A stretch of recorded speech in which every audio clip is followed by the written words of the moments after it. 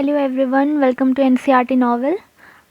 ये क्लास 7 का हम लोग बूस्टर सीरीज़ जो स्टार्ट कर रहे हैं उसमें सिविक्स का चैप्टर 1 है जिसका नाम है ऑन इक्वालिटी। ठीक है, तो हमारी आज सिविक्स स्टार्ट हो रही है।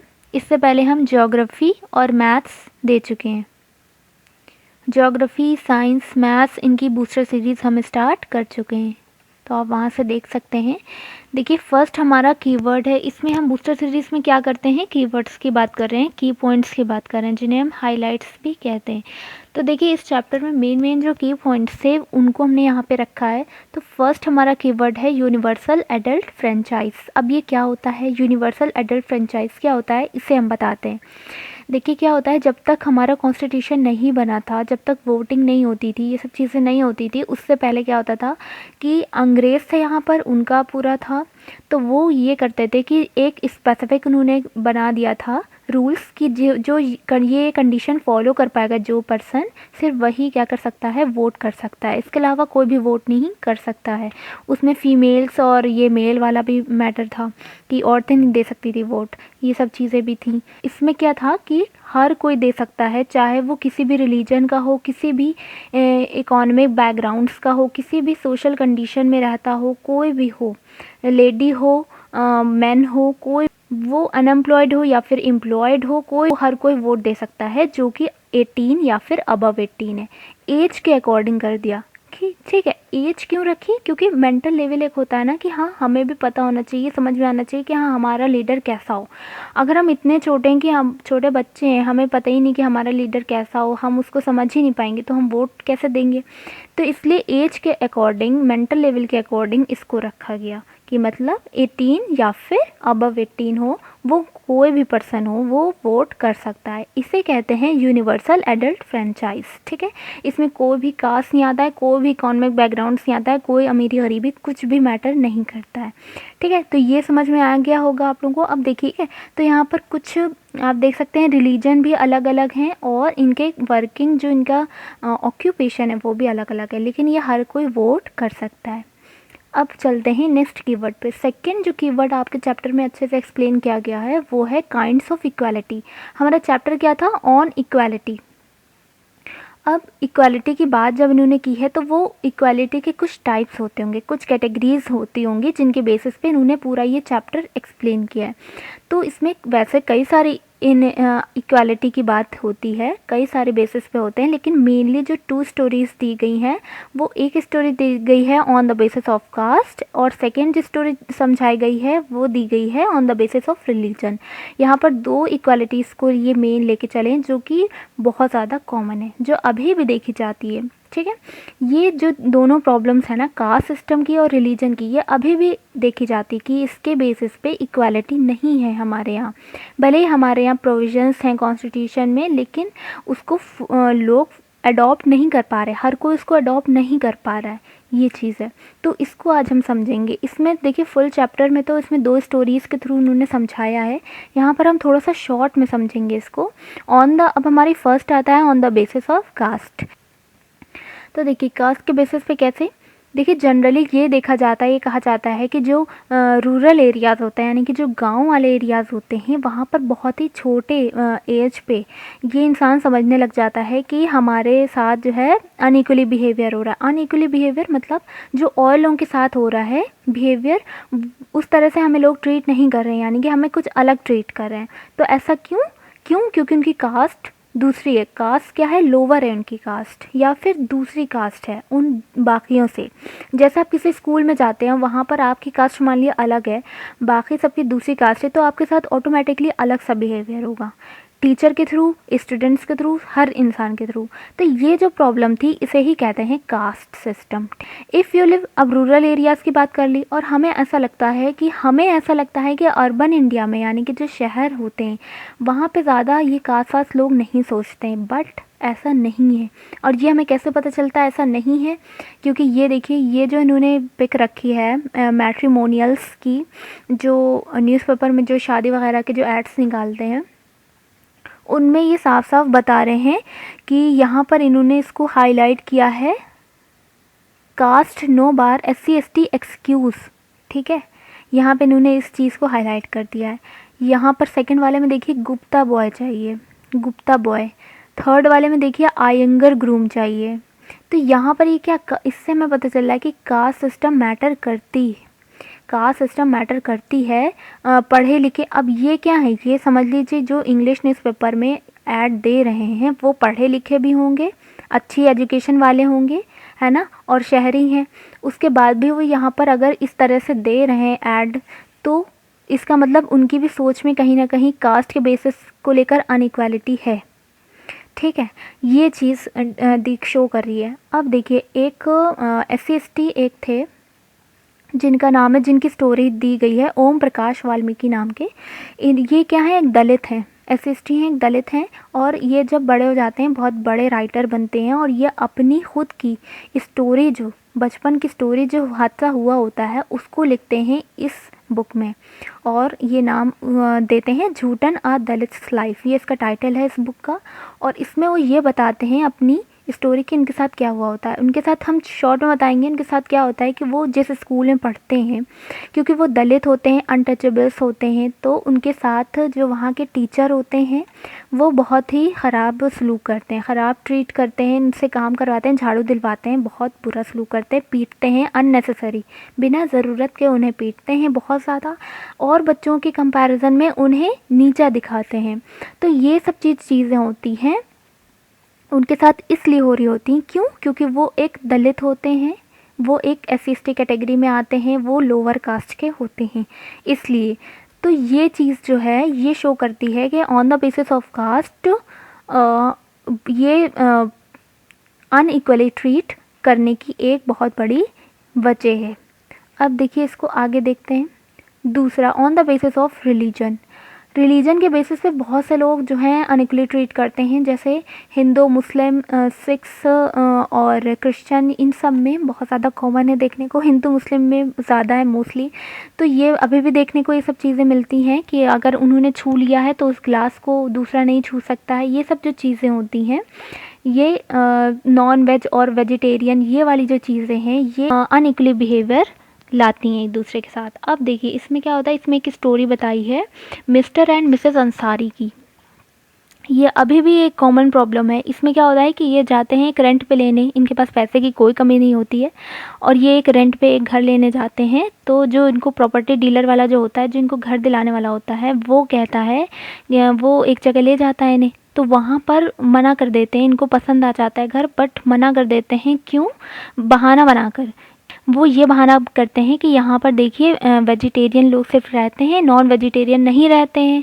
अब चूँकि ये मुस्लिम्स हैं तो ये नॉन वेजिटेरियन भी हैं, तो ये सोचते हैं कि ये ठीक कह रहे हैं, लेकिन तभी एक खुशबू बहुत तेज़ आने लगती है किसी आसपास के घर से, रूम से, और नॉन वेज की।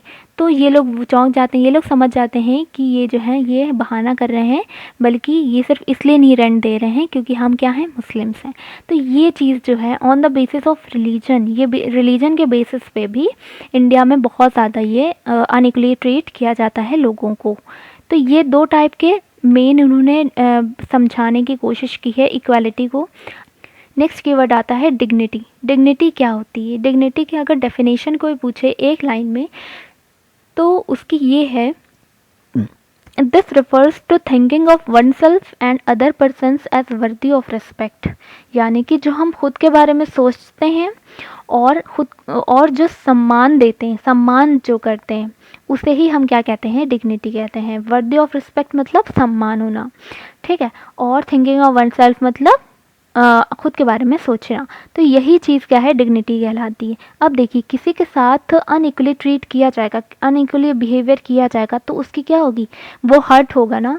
जब वो हर्ट होगा तो उसकी क्या होगी, डिग्निटी वॉयलेट होगी। इसी बात को यहाँ पर बताया गया है। अब जो ऊपर कास्ट के बेसिस पे ओम प्रकाश वाल्मीकि के साथ और रिलीजन के बेसिस पे अंसारीज के साथ जो उनके साथ अनइक्वली ट्रीट किया गया, तो उनकी डिग्निटी क्या हो गई, वॉयलेट हुई, because of the way in which they were treated, जिस तरह से उन्हें ट्रीट किया गया, ठीक है, तो वो क्या हो गए, हर्ट हुए। अब देखिए यहाँ पर तो हमने समझा कि डिग्निटी हमारी हर्ट होती है जब कोई अनइक्वली ट्रीट करता है हमें, लेकिन हम अपनी डिग्निटी को कैसे मेंटेन कर सकते हैं ये भी हमें पता होना चाहिए, किस तरह से हम बचा सकते हैं, प्रोटेक्ट कर सकते हैं। अब देखिए आगे स्टोरी में क्या होता है कि जो ओम प्रकाश वाल्मीकि, क्योंकि ये तो बहुत छोटे होते हैं, तो इनके फादर आते हैं वहाँ पे स्कूल में, और वो एकदम गुस्से में बहुत तेज़ गुस्साते हैं, चिल्लाते हैं जो टीचर होता है उस पे, कि आप इस तरह से कैसे सलूक कर सकते हैं एक बच्चे के साथ, इतने छोटे बच्चे के साथ किस तरह कैसे क्यों सलूक कर सकते हैं, आप कैसे कर सकते हैं। क्योंकि उन्हें सब समझ में आ रहा होता है, वो बड़े होते हैं, बच्चे को क्या समझ में आएगा कि हमारे साथ ऐसा क्यों हो रहा है, कास्ट क्या होता है, सब नहीं आएगा। वो बड़े थे, उन्हें समझ में आया ये सब इसके साथ क्यों हो रहा है। उन्होंने कहा आप देखिएगा, ये आज मैं इसे ले जा रहा हूँ, लेकिन ऐसे बहुत से बच्चे इस स्कूल में पढ़ेंगे। ये उन्होंने चैलेंज करके जाते हैं, मतलब डिग्निटी मेंटेन करना, कि आप अगर आपके साथ गलत ट्रीट हो रहा है तो आप उसके ख़िलाफ़ आवाज़ उठाएं, ठीक है, उसे रोकें, उसे बोलें। जब तक आप नहीं बोलेंगे, कुछ कहेंगे नहीं, रिएक्शन नहीं देंगे, तब तक सामने से होता रहेगा, वो चीज़ें होती रहेंगी, चलती आएंगी। तो इसलिए डिग्निटी को मेंटेन करने के लिए, प्रोटेक्ट करने के लिए ये जवाब देना ज़रूरी होता है। तो जो कि ओम प्रकाश वाल्मीकि के फादर ने वहाँ पर किया। अब अंसारीज़ ने अपनी डिग्निटी कैसे मेंटेन की, देखिए जो इनको घर दिखाने वाला होता है वो ये कहता है कि आप ये काम कीजिए कि आप अपना नाम बदल दीजिए, सजेशन देता है कि आप ऐसा कीजिए, आपको ऐसे घर नहीं मिलेगा, आप अपना नाम चेंज करके बता दीजिए इन लोगों को, कुछ कुमार करके नाम वो कर देता है, मतलब जिससे ये पता लगे कि आप मुस्लिम नहीं हैं, तो आपको घर मिल जाएगा। लेकिन अंसारीज़ अगर मान लिए नाम चेंज कर लेते, तो क्या इंसान की नाम क्या होती है, इसकी आइडेंटिटी होती है, इसकी पहचान होती है, जिस वजह से गुरूर होता है। लेकिन अगर उसकी आइडेंटिटी कोई छीनने की कोशिश करे, या फिर कोई ऐसा सजेशन दे कि आप अपना नाम बदल दीजिए, नाम चेंज कर दीजिए, आप ये नाम रख लीजिए क्योंकि आप सेफ़ नहीं हैं, इस तरह से अगर कोई कहता है, तो इसका मतलब क्या है कि हमारी डिग्निटी क्या है, हर्ट हो रही है। और अगर हम इसे एक्सेप्ट कर लेते हैं तो ऑब्वियसली हमारे सम्मान पे बहुत बड़ी चोट पहुंचती है। तो इसलिए वो क्या करते हैं, वो इसे रिफ्यूज़ कर देते हैं उनके इस सजेशन को, और कहते हैं बिल्कुल भी नहीं, चाहे हमें कितना भी टाइम लगे हम और देखेंगे, क्योंकि देखिए दुनिया में हर इंसान एक जैसा नहीं होता है। कोई अगर ये सब अनइक्वली ट्रीट करता है तो कोई इक्वली भी ट्रीट करता है। तो हम देखेंगे अपार्टमेंट्स जो जहाँ ऐसी चीज़ नहीं होगी, वहाँ फिर हम ले लेंगे, हम टाइम लेंगे, लेकिन हम अपना नाम चेंज नहीं करेंगे, अपनी आइडेंटिटी चेंज नहीं करेंगे। तो इस तरह से उन्होंने अपनी डिग्निटी मेंटेन कर ली। अब देखिए यहाँ पर एक इमेज जो है, ये दीवार मूवी का इन्होंने रखा था एनसीईआरटी में। तो इसमें ये बताया है कि देखिए एक बच्चा है जो कि शूज़ पॉलिश करने वाला है। तो ये आते हैं, शूज़ पॉलिश करवाते हैं, उसके बाद पैसे देने का जब टाइम आता है तो उसे फेंक कर पैसे दे देते हैं। तो ये खड़ा हो जाता है, और अब देखिए जब फेंक कर पैसे आप किसी को देंगे तो यानी कि आप उसे चोट पहुंचा रहे हैं, आप उसे नीचा दिखा रहे हैं, ये मतलब होता है ना सेंस। तो अब ये छोटा सा बच्चा है, क्यों, क्योंकि ये शूज़ साफ़ करने वाला है, उनकी तरह नहीं, ये बड़ा अमीर नहीं, ये गरीब है, इसलिए वो इस तरह से ट्रीट कर रहे हैं। तो ये क्या कहता है, ये खड़ा हो जाता है और कहता है कि आप मेरे साथ ऐसे क्यों कर रहे हैं, आप पैसे उठाइए और मेरे हाथ में दीजिए। ये क्या कर रहा है, अपनी डिग्निटी को बचा रहा है, पैसे उठाइए और मेरे हाथ में दीजिए। क्यों, क्योंकि सिर्फ आप मुझे पैसे नहीं दे रहे हैं, मैंने पैसे के बदले में आपका काम किया है, इक्वली काम हुआ है ना, इस पैसे के बदले में मैंने आपका काम किया है, इसलिए आप पैसे उठाइए और हाथ में दीजिए। अब ये चीज़ है, ठीक है। तो इस तरह से इसने अपनी डिग्निटी को मेंटेन किया। अब देखिए कॉन्स्टिट्यूशन, ये सारे जो अनइक्वालिटीज़ हैं, जो भी इक्वालिटीज़ जिनके बेसिस पे हो रही हैं, हुई हैं इस कंट्री में, तो इनके बेसिस पे अब कॉन्स्टिट्यूशन में किस तरह से आया, किस तरह से रूल्स बने, इन सब के बारे में बात करेंगे। सबसे पहले कॉन्स्टिट्यूशन क्या होता है। कॉन्स्टिट्यूशन एक डॉक्यूमेंट है जिसके अंदर कुछ बेसिक रूल्स और रेगुलेशंस हैं, किसके लिए, पीपल और गवर्नमेंट के लिए, ठीक है। पीपल और गवर्नमेंट के लिए कुछ बेसिक रूल्स एंड रेगुलेशंस हैं जो कि इस कंट्री में, जो कि सबको, दोनों को फॉलो करने होते हैं, ठीक है। ये एक डॉक्यूमेंट है। अब देखिए जब ये सारे इंसिडेंट होते आ रहे थे, कॉन्स्टिट्यूशन जब नहीं बना था, ये सारी चीज़ें समझ में आ रही थी लोगों के, तो इन सारी चीज़ों को मद्देनज़र रखते हुए कॉन्स्टिट्यूशन के अंदर कुछ प्रोविजंस लाए गए, कुछ रूल्स लाए गए कि ये रूल्स बनाने चाहिए ताकि लोगों के साथ इक्वली बिहेवियर अपनाया जाए।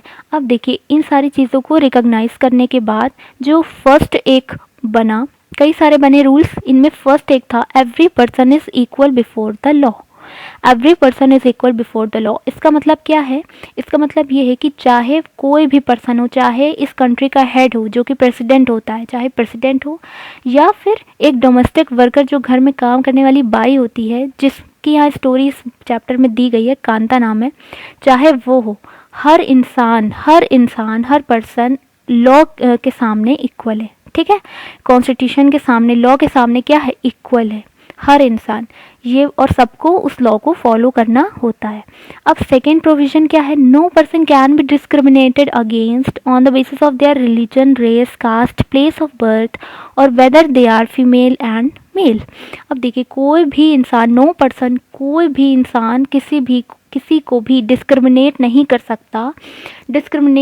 सकता। किस बेसिस पे? उसके रिलीजन के बेसिस पे, रेस यानी कि उसकी वंश के बेसिस पे अब इतना ज़्यादा नहीं होता है, लेकिन कास्ट और रिलीजन के बेसिस पे अभी भी होता है। और प्लेस ऑफ बर्थ कि वो कहाँ पे उसका जन्म हुआ, प्लेस ऑफ बर्थ, और वो फीमेल है या फिर मेल है, लड़का लड़की इस बेसिस पे भी होता है। अनइक्वली ट्रीट इस बेसिस पे अभी भी होता है। ठीक है, तो ये सारे बेसिस पे कोई भी पर्सन किसी को डिस्क्रिमिनेट नहीं कर सकता है। ठीक है, ये सेकेंड प्रोविज़न था। थर्ड प्रोविज़न क्या है? Every person has access to all public places including playgrounds, hotels, shops and markets. देखिए, हर पर्सन जो है, जितने भी गवर्नमेंट के पब्लिक प्लेसेस, कैसे पब्लिक प्लेसेस मतलब जो गवर्नमेंट के थ्रू बनाए गए हैं या फिर वहाँ पर कोई भी पब्लिक आ जा सकती है, वो जैसे कि प्लेग्राउंड्स हैं, वहाँ पर कोई भी इन बेसिस पर किसी को रोक नहीं सकता। इन बेसिस पे यानी कि religion, race, caste, place of birth, इन सब बेसिस पे किसी को कोई रोक नहीं सकता। वो सबके लिए है, हर पर्सन के लिए है। होटल्स, शॉप और मार्केट्स, जो भी गवर्नमेंट की चीज़ें हैं या फिर जो थोड़ा भी गवर्नमेंट का फंड लगा है किसी भी जगह पर, तो वहाँ पर जैसे पब्लिकली और भी कुछ चीज़ें हैं जो पब्लिकली गवर्नमेंट ने क्या सहूलतें दे रखी हैं, जैसे कुछ कुएं दे रखे हैं, रोड्स बनी हैं, बाथिंग घाट्स हैं, तो वो वहाँ पर कोई भी आ जा सकता है, सबके लिए वो।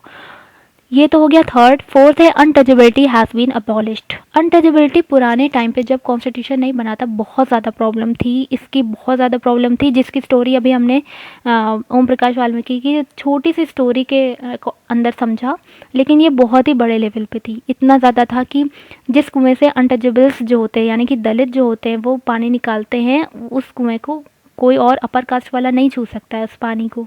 बहुत ज़्यादा था, वो स्कूल में सबके साथ नहीं बैठ सकते, स्कूल के बाहर मतलब क्लास के बाहर बैठते थे ज़मीन पे, वो भी। ठीक है, और भी झाड़ू सफाई के काम जो होते हैं वो सब उनसे करवाए जाते थे, एक गलत समझ के, एक नीचा काम देकर, इस तरह से सलूक होता था। तो अनटचेबिलिटी बहुत ज़्यादा प्रॉब्लम थी, जिसे हम हिंदी में कहते हैं छुआछूत। तो इसे बिल्कुल फाइनली हटा दिया गया। अब देखिए, तो ये सारे रूल्स बनाए गए कुछ किसमें? हमारे कॉन्स्टिट्यूशन में ये कुछ बेसिक रूल्स बना दिए गए कि ताकि लोगों के साथ इक्वली ट्रीट किया जाए। अब देखिए, रूल्स तो बन गए, लेकिन उन्हें इम्प्लीमेंट करना भी तो होना चाहिए ना। उन्हें अब इम्प्लीमेंट तब होगा जब इंसान खुद अपने अंदर ये फील लाएगा, अडॉप्ट करेगा, उसे समझेगा। अब देखिए, अब ये है कि फील करे ना करे, अगर किसी के साथ गलत सलूक हो रहा है इन बेसिस पे, तो वो क्या कर सकता है? कोर्ट में जाके उसके अगेंस्ट जो है वो काम कर सकता है। ठीक है, केस फाइल कर सकता है अगर इस बेसिस पे उसके साथ अनइक्वली ट्रीट हो रहा है, तो ये हो सकता है। ये प्रोविज़न इसलिए दे दिए गए हैं। ठीक है, अब देखते हैं नेक्स्ट सिविल राइट मूवमेंट्स क्या है। सिविल राइट मूवमेंट्स जो चला, ये अब देखिए, इंडिया में तो हमने समझ लिया कि इंडिया में पूरी कंट्री में इस तरह, क्या और कंट्रीज़ में भी इस तरह से होता है, अनइक्वली ट्रीट किया जाता है? बिल्कुल किया जाता है। कैसे? अब देखिए, यूएसए में ये होता था कि जो अमेरिकन लोग होते थे वो अफ्रीका, वहीं पर है, अफ्रीका से कुछ स्लेव लाते थे, स्लेव यानी कि ग़ुलाम लाते थे अफ्रीका से और अपने यहाँ काम करवाते थे। तो जब वो अमेरिका में आ जाते थे तो उन्हें नाम दिया गया अफ्रीकन अमेरिकन पीपुल। ठीक है, अफ्रीकन अमेरिकन पीपुल। अब ये कैसे होते हैं? ये ब्लैक होते हैं, मतलब इनका जो कलर होता है वो ब्लैक होता है, और ये काम करते हैं एज अ स्लेव की तरह ये लोग काम करवाते थे, अमेरिकन लोग। तो इनके बेसिस, इनको जो है, इनके साथ वही डिफरेंसेस वहाँ पर होते थे, अनइक्वली ट्रीट किया जाता था। तो यूएसए में 1950s में इन्होंने जो है डिमांड की इक्वल राइट के लिए। तो इनके भी स्कूल वहाँ पे अलग होते थे, हर चीज़ अलग होती थी, फैसिलिटीज़ अलग होती थी, कम होती थी। और जो वाइट पीपल होते थे यानी कि जो अमेरिकन होते थे उनके लिए फैसिलिटीज़ हर चीज़ बहुत अच्छी लेवल की होती थी। तो ये सारी चीज़ें जो हैं ये वहाँ पर थी। तो ऐसे ही एक इंसिडेंट हो जाता है वहाँ पर बस में कि यहाँ पर बस में ये रूल होता था कि अगर कोई मान लीजिए 2 की सीट है, ये 2 की सीट है और वहाँ पे तीसरा अगर वाइट पीपल आ गया है और मान लीजिए एक पे ब्लैक पीपल बैठा है यानी कि अफ्रीकन अमेरिकन बैठा है, तो उसे उठना होगा उस वाइट को बैठने के लिए। तो ये जो चीज़ थी, तो एक बार ये हो जाता है कि बस में जैसे ये लेडी हैं तो जगह नहीं थी, तो वो जो है नहीं उठी, वाइट पीपल जब आया तो वो नहीं उठी। तो वहाँ से जो मूवमेंट यहाँ से स्टार्ट हुआ, तो ये जो है फिर बाद में इसको सक्सेस मिल जाती है कि हाँ इक्वल राइट दे दिए जाते हैं। तो ये चीज़ है। तो ये और भी कंट्रीज़ में सब चीज़ें देखने को मिलती, इसे कहते हैं सिविल राइट मूवमेंट। अब देखिए आर्टिकल 15, हमारा आर्टिकल 15 जो है उसमें ये सारे प्रोविजंस कॉन्स्टिट्यूशन में दिए गए हैं, ठीक है, जो अभी हमने बताए थे। अब देखिए यहाँ पर उन्होंने क्या किया है, थोड़ा सा इसको और स्पेसिफिक वर्ड्स में लिखा है। कैसे, अब इसको पढ़ते हैं। Prohibition of discrimination on grounds of religion, race, caste, sex और प्लेस ऑफ बर्थ। डिस्क्रिमिनेशन को रोकने के लिए इन बेसिस पे, ठीक है, आर्टिकल 15 के अंदर ये सारे प्रोविजंस दिए गए। अब इसमें क्या है, 2 हैं। First, state shall not discriminate against any citizen on grounds only of religion, race, caste, sex, place of birth और एनी ऑफ देम। देखिए स्टेट जो है वो डिस्क्रिमिनेट नहीं कर सकती। हम क्या हैं, हम एक स्टेट में रहते हैं, जैसे यूपी है, एमपी है, इस तरह स्टेट में रहते हैं, तो वो डिस्क्रिमिनेट नहीं कर सकती। अब यहाँ पे ओनली लगाया है, ओनली ऑफ रिलीजन, रेस। इसका मतलब ये नहीं है कि इनके अलावा किसी भी बेसिस पर हम जो है अनइक्वली ट्रीट कर सकते हैं, डिस्क्रिमिनेट कर सकते हैं। इसका ओनली का यहाँ पर ये मतलब है। यूपी में कोई वैकेंसीज आई और तो वहाँ पर अक्सर देखने को मिलता है कि जो फॉर्म होता है वहाँ पे लिखा होता है कि SC ST के लिए इतनी फ़ीस, OBC के लिए इतनी फ़ीस, जनरल के लिए इतनी फ़ीस। अब यहाँ पर वो क्या डिस्क्रिमिनेशन नहीं कर रहे, यहाँ पर वो एक तरीके से फैसिलिटी दे रहे हैं, ठीक है। तो ये चीज़ है, इस चीज़ को समझिएगा कि यहाँ पर वो डिस्क्रिमिनेट करने के लिए उन्होंने कास्ट नहीं दे रखी है, यहाँ पर फैसिलिटी देने के लिए कास्ट दे रखी है फ़ीस की इतनी फ़ीस कम SC की, उससे ज़्यादा OBC की, उससे ज़्यादा जनरल की, ठीक है, कम से कम SC ST की, ताकि वो आगे बढ़ें। तो यहाँ पर डिस्क्रिमिनेशन के लिए जो है उन्होंने नहीं दे रखा है कैटेगरी, बल्कि उन्होंने फैसिलिटी देने के लिए दे रखी है। अब दूसरा एक और होता है, किस तरह से हम कर सकते हैं कि जैसे यूपी का है और जैसे कहीं और का, बिहार का है मान लिए, और यूपी की वैकेंसी है, तो यूपी जो स्टेट, जो यहाँ की स्टेट गवर्नमेंट होगी, वो चाहेगी कि यहाँ के जो हमारी स्टेट के हैं पीपल वो ज़्यादा ऊपर जाएं बनिस्बत दूसरे स्टेट के, तो उसके लिए थोड़ा सा रिजर्वेशन रख देगी और बाकियों के लिए थोड़ा कम रिजर्वेशन रखेगी, ठीक है। तो ये चीज़ जो होती है ये डिस्क्रिमिनेशन में नहीं आती है, ये उसकी मर्ज़ी होती है अपनी स्टेट की कि हमारे स्टेट वाले ज़्यादा लोग इंसान वो हो, ठीक है। तो यहाँ पर डिस्क्रिमिनेशन नहीं होता है, इसलिए यहाँ पर ओनली लगाया गया है। No citizen shall on grounds only of religion, race, caste, sex, place of birth और any of them be subject to any disability, liability, restriction और कंडीशन विद रिगार्ड टू। ये वही है कि आप किसी भी प्लेस में हर इंसान जा सकता है, shop, public restaurant, hotel, place of public entertainment, और कुएँ यूज़ कर सकता है, टैंक यूज़ कर सकता है जो भी गवर्नमेंट के बने हों, या फिर थोड़ा सा भी पैसा होली या पार्टली लगा हो, फंड लगा हो स्टेट का, उसमें यूज़ कर सकते हैं, जा सकते हैं। लेकिन भी उसी तरह से यूज़ किया गया, डिस्क्रिमिनेशन के बेसिस पे नहीं, बल्कि एक फैसिलिटी के तौर पे यहाँ पर यूज़ किया जाता है। तो ये चीज़ें हैं पूरा आर्टिकल 15 के अंदर। आई होप आपको कीवर्ड समझ में आ गए होंगे, इस चैप्टर में क्या क्या चीज़ें को उठाया गया है, किन किन चीज़ों पे डिफरेंसेस होते हैं हमारे साथ, और हम उनकी अपनी डिग्निटी को कैसे बचा सकते हैं, और हमारे कॉन्स्टिट्यूशन में किस किस तरह के प्रोविजंस दिए गए हैं जिनके थ्रू हम अपनी डिग्निटी को, अपनी चीज़ों को बचा सकते हैं, मेंटेन कर सकते हैं। लोगों के साथ इक्वालिटी अपनाना ज़रूरी है। ये सब चीज़ें समझाई गई हैं इस चैप्टर में। अगर ये चैप्टर आपको अच्छा लगा हो, ये कीवर्ड्स अच्छे लगे हों, तो थैंक यू सो मच। अगर आपको लाइन बाय लाइन पूरा चैप्टर समझना है तो मेन सीरीज़ में देख लीजिएगा, ठीक है। Thank you so much.